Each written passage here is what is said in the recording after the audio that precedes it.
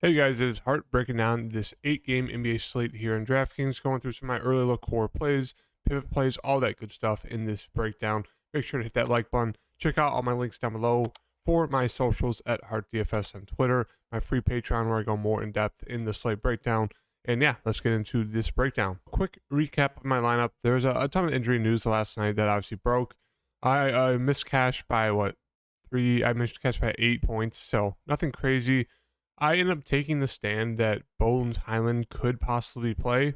I knew it was doubtful, but I was just hoping for the chance that you're like, oh, let's show Bones Highland off one more time before the trade deadline to see if it helps, help his stock at all. And unfortunately, he got the DMP. I knew it was like a 75% chance of happening. I was playing light yesterday, so I didn't really care if he ended up getting a DMP. But yeah, that's pretty much what held me from cash. Otherwise, Tyus Jones is solid. Bruce Brown is solid. Concar was super disappointing. Embiid was decent. McCollum, I think he only played, 23 minutes. So he was fantastic, but only played 23 minutes because that game was a huge blowout. MPJ, huge blowout there. And Pascal, 5 foul trouble. Like 5 fouls, really? Misses like the whole second half, basically, until like the last 5 minutes. Just can never get Pascal right, really. But yeah, missed cash by 8 points. Got the DMP from Bones that really kind of just screwed me. Otherwise, it would have been another cashing night. Let's get into this 8-game slate breakdown. So another slate where there's just a ton of guard value. So it really comes down to kind of what guards you want to play. We'll get into that in a second here. But for Cleveland, right now, the standout for me is going to be Donovan Mitchell here against Washington. A little bit of blowout risk because I think Kuzma's out and Brad Beal is potentially out as well. So it might be just Porzingis. So maybe there's not a potential for him to get full run. He's been god-awful recently, as you can see. Pretty much since mid-January, he's gone for 14 points, 11, 24, which he had a solid game there, then 11, 16, 6, 19. So he's been terrible. The price has really plummeted. He has been dealing with like a groin injury, so he's missed some games. Some games have been blowouts, but yeah, I like Donovan Mitchell. I think he's going to get back in the wagon here really soon. Maybe it might not be today with that blowout risk, but he's definitely worth a look. Very, very strong play there. Rest of the team, they're just kind of there. As like decent secondary options for tournament settings. Garland's there, Mobley's there, Allen's there. They're all kind of priced about right for me. Karis LeVert is questionable. If he's out, that should be a little bit more of a minutes bump for a guy like Ricky Rubio, Cedi Osman. And Dean Wade is going to see kind of the small forward, power forward minutes off the bench. Kevin Love is reportedly out of the rotation now. I'm assuming he might get traded, so don't take a shot on Kevin Love. He's pretty much out of the rotation. And some decent value pieces in Rubio, Cedi, and Dean Wade. Only if LeVert's out, there's kind of just more usage for those other guys. Moving on to Washington here. The big news, as I said, Kuzma's out, Beal's questionable, so it might be Porzingis' whole team to himself. Obviously, not a great matchup here. You can still take a shot at him as like a very contrarian, very low-owned GPP play.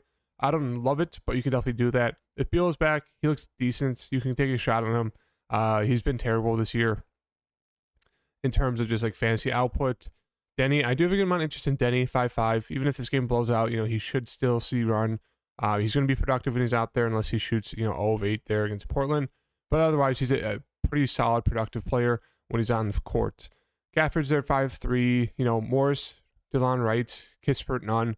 All these guards should be more involved in this game, especially if there's a blowout. You could see Nunn push for mid-20s minutes. DeLon Wright, usually been seeing mid-20s minutes. So I have a little bit of interest in these guards. Morris was the best player on that team besides Porzingis that last game. So they're there. A little bit of interest in these guards depending on that Beal injury news. Moving on to Boston and Detroit.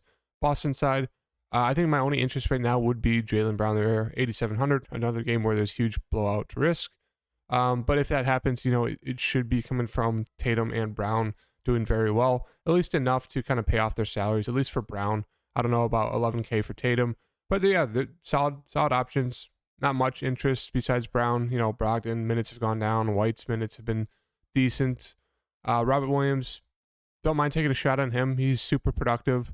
I haven't seen kind of the same production this year as we did last year from him, but he still has that upside. So you can definitely look to him to get different. And that's really it for me. Moving on to Detroit side. One other team where there's just not a lot of interest.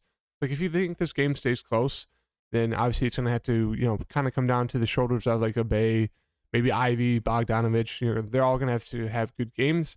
If Stewart is out, that's just more minutes for Duran. They'll probably slot Bay into the starting lineup alongside Ivy and Bogdan. And then maybe we'll get Burks in the starting lineup once again as well. I mean, pretty small, that lineup, but you never know. And yeah, just not a lot of interest. Maybe Duran for me. That's about it. Maybe Killian Hayes if they slot him into the starting lineup if, Stewart's out and they want to bring him back in. I always mention Hamidou Diallo. Could be a game where he gets more run because of the blowout. Usually sees about 20-ish. He's productive and he's out there. So I will mention him, and that's it. So not a lot of interest in the first two games. Now we're moving on to a game where there is a good amount of interest for me. Not a lot on the Clippers side. Like Kawhi Leonard and Paul George are very solid, spin up options, 9K and above. Powell and Zubac do have GPP upside, so if you want to get to them, you can definitely do it. Powell's super score independent, but he's been on fire recently, and Zubac minutes are all over the board. 28, 29 gets you there with 32 and 38, and then he plays 40 and only gets 21. So always worth a GPP dart throw for Zubac, and that's really it for this team. Not much else interest. Moving on to Brooklyn. Kyrie's out. Obviously, he got traded. KD's out. Ben Simmons might be out. Seth Curry's out. TJ Warren's questionable. So a lot going on here. So I think they'll start questionable. I don't know. I think they'll start Claxton, Royce, maybe TJ Warren, Sumner, Joe Harris. And yeah, I think that'd be the starting five. If Ben Simmons is back, it'd be Claxton, Ben, Royce, Sumner, and Joe Harris. So right now, I think the standouts are going to be Edmund Sumner, 4,500. He should be a very popular play today. I don't mind Claxton. That's pretty contrarian, but you can definitely play him. He has upside. Royce O'Neal is a little bit too pricey for me at 6K. And then Cam Thomas, I'm sure he's going to be super, super popular. Playing solid minutes. He's scoring independence, but he should be able to jack the shots, jack the ball up a ton of times this game, especially if the game does blow out. He should see even more runs. So, excuse me. I really like both the Brooklyn guards tonight, depending on kind of if Ben Simmons is back, if TJ Warren's back or not. That does kind of lessen my interest in one of them. I don't know if I'd play both of them if these other guys are back, just because it spreads out the usage. TJ Warren might look to shoot more. He looked okay there if he starts at 4,600. Or if he comes off the bench, he should see solid minutes. But yeah, a lot of blowout risk. I won't mention De'Aaron Sharp. He's worth a look if he stays out of foul trouble. And if you think this game blows out, he will get this center run. But yeah, a good amount of interest in these Brooklyn guards. Moving on to San Antonio and Chicago, another game where there's a lot of, value that could potentially pop up once again. Keldon's questionable, Vassal's out, Trey Jones is questionable, Sohan's still out as well. So right now, if let's say these guys are in, they're going to start Keldon, Podol, Trey, Bates Diop, and maybe Branham or maybe Josh Richardson. We'll have to see. If that happens, my only interest would be probably Podol, maybe a tad bit Richardson, and maybe a little bit of Bates Diop. Not a ton of interest, but let's say one or both of those guys are out once again. I think Podol's still playable. He is upside if he gets the minutes, stays out of foul trouble. Josh Richardson will look decent there at 5.5. I think he's priced about right. And then I would like Branham. He's still priced a little bit too cheap here. If he plays 30 plus minutes, he's been shooting the ball very, very well. Obviously, the past two games, a little bit score independent, but I think he'd be super solid here. If the game blows out, he will still play. So I think he'd be my favorite value piece on the Spurs side as of right now, 4,500. And then you can always take a shot on a guy like Zach Collins. Maybe Stanley Johnson gets some more run. He's been, played 21 minutes last game. He's productive. You could take a shot on him as well. So there is some value depending on how the injury news plays out with those two main guys for the Spurs. But we'll just throw Branham in there as kind of just another value piece we can look to for this early look. Moving on to Chicago here. We have Vooch, DeRozan, Zach. No real standouts. If I had to get to one, it'd probably be DeRozan there at 8.8. It's a little bit of a revenge game narrative. That's really it. Pat Williams should be good to go. Caruso, questionable. If he's out, it's just more minutes for Isle, who's actually been doing decent. Don't think I'd get to him, but he's there. More minutes for Kobe White, a little bit score independence, and then Dragic, super score independent. So not a lot of interest in the Bulls besides the main three. You can always take a shot on Andre Drummond. You just never know if he'll get the minutes. Moving on to Sacramento. Sabonis looks great. Obviously, terrible game last game. you kind of have to throw that out of the window. He looks great here, 10-5. Fox is questionable. I think he might be back. He was out the past 2 games as a personal, but I think he might be good to go. I do like him a good amount at that price tag, 8-5. And if he's back, it kind of makes these other wing plays more secondary options. If he's out, I think the wing plays are strong plays. Harrison Barnes is decent. Herter has been terrible, but we know he has upside if he hits his shots.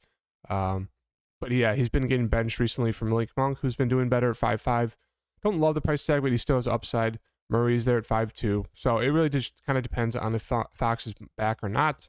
If he's still out, you could always take a shot on Davion Mitchell, who did a little bit better that second game. And then Terrence Davis, as I mentioned in my write-up, you could get to him. He's productive, but he kind of gets his minutes capped. But yeah, it really comes down to Fox. If he's out, you could look to the other plays. Sabonis would be a super strong play. If he's in, Sabonis and Fox are really the only interest for me. Moving on to Houston, Sengun looks solid. Porter still out, so Jalen Green looks good here, 6,900. If you're not on a minutes limit, I do really like him. He shot the ball 15 times in 22 minutes that last game, but they get blown out. So good amount of interest in Jalen Green. With him back, really takes out the usage for a lot of these other guys. Like, I really don't have interest in really anyone else. You can get to Tate for some value. He plays about 20-ish minutes, but that's really it. It's really just going to be kind of Jalen Green and Sengun for me. Moving on to Dallas. Luka's out, obviously. Wood is questionable. Dinwiddie obviously got traded.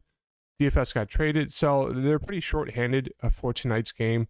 I don't know if Wood will be back. If he is, I'm assuming he'll be good to go. I mean, it's a thumb. They said there might be a minutes limit. Who knows? I think he'd be playing the whole game. It'd obviously be a spot we really want to target against Utah, a team we love targeting opposing teams or playing bigs against Utah. So he looked great there, 8,400 if he plays. If he doesn't play, it will be Hardaway Jr., Josh Green, Powell, probably Bullock, and I'm assuming either Frank or Jaden. I still think there's a possibility that they start Frank over Jaden, even though that's super, super gross. But I love Jaden tonight. I think finally we're going to get that game where Jaden plays at least mid-20s minutes, if not closer to 30. They're going to need someone to score. It's going to be all Tim Hardaway Jr. and probably Jaden Hardy. So I really like both of them. The rest of the plays are solid. Like, you can get to a Wright, maybe an AJ Lawson if you think they play. We'll have to wait for the starting lineup, but I love Jaden Hardy tonight. Finally, we get to play him. Obviously, it's not guaranteed that he gets minutes, but I don't know why they wouldn't, especially when all the guards are out. So, love Jaden Hardy today. I think we can expect a huge game from him. Moving on to the Utah side, only interest for me really is going to be Lauri, Clarkson. Conley has been solid the past 4 games, 4 straight of 30-plus fantasy points. I don't know if I can trust that output from him. That's really it. The rest of the team is just more guys. If you fall on them, sure, you can get to them, but not a lot of interest. Sexton is down to 3,900, but his minutes have been going down a little bit, so it's hard to trust him there. But he does have some upside. And then moving on to the last 2 games here, another spot where, great game environment here. SGA looks like a solid spin-up option. Gady looks decent there, 7,800. Jalen Williams looks okay, and then the rest of the team, if you want to choose one of these guys, if Kenrich Williams starts, I like him. He should say mid-20s, maybe even to 30 minutes, so at 4,600, he'd be a fair play there. But the rest of the value plays, take a dart, get a dartboard, just throw it at a completely different wall than the dartboard, and that's pretty much how you're going to have to pick these other plays if you want to get to them on the OKC side. It makes no sense, and that's the OKC's rotation. It makes 0 sense besides the main 3 guys. Moving on to Golden State, obviously Steph's going to be out for like a month. So Clay looks very, very solid here at 7,000. Green looks solid, 6,400. Obviously Poole is going to be super, super popular, so I like Poole a good amount at 6,200 here. I'm going to have to lead the team in terms of usage and offense alongside Clay. So a good amount of interest in both those guards. It elevates the usage for a guy like Wiggins as well here at 5,800. He should be super aggressive as well. And in terms of value off the bench, DiVincenzo looks decent. Looney's going to start, so he should play mid-20s minutes. He looks solid. Kuminga should see some minutes. Jalen Green, maybe Ty Jerome seeing some minutes. Not enough, but yeah, it's really just kind of the starting 5 for me. They all should be playing a good amount of minutes. Poole and Thompson should be super, super aggressive. Wiggins should even be more aggressive. So I give a good amount of interest in Golden State. Great game environment there. And then Milwaukee versus Portland. Giannis should be good to go. He looks like a great spin up tonight. Drew Holiday, just more of a contrarian spin up there at 7,600. Brook Lopez should see around 30-ish minutes. We know he's GPP upside, so you can land on him if you want. I don't mind taking a shot on Chris Middleton. He's been super productive. Obviously, it's super risky because he's playing only 20 minutes. You would hope to see the minutes limit increased to like 25, maybe 30. We'll have to wait and see. But at 5,400, yeah, he's been super productive. If you want to take a risky shot, you can go to him. Otherwise, not a lot of interest for me on the Milwaukee side. Moving on to Portland. I mean, it's really pretty much just been Dame's team the past 3 weeks. I mean, it's always been Dame's team, but in terms of like fantasy output, it's really just been Dame, and that's really been it. Simons is there, Grant's there, Nurkic is still out, so Eubanks should start. Watford will get the backup minutes. They'll split like 25 to 20, maybe 25 to 23. So they both look at, once again, solid value plays. And that's really it. It's not a lot of interest for me on the Portland side besides kind of Dame and one of the 2 value plays. And that does it for the early look. As I said, a lot of guard plays to love. Sumner, Cam Thomas, Jaden Hardy, Poole, and Donovan Mitchell are the standout guard plays for me. And that's going to leave you with a ton of spend up at the other positions. So I think right now that's kind of the route I'm going to go. Not a lot of injury news right now. So it kind of seems like this slate's going to be at least decent. But we'll kind of have to wait for that Dallas news and the Brooklyn news in terms of like the starting lineup. So make sure to stay updated with me on Twitter. Throw me a like.